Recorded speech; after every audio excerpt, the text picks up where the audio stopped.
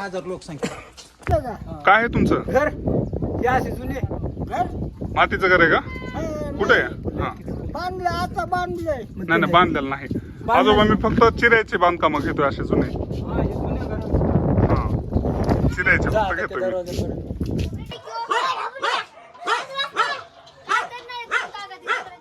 काय नाही युट्यूबला टाकणार आहे.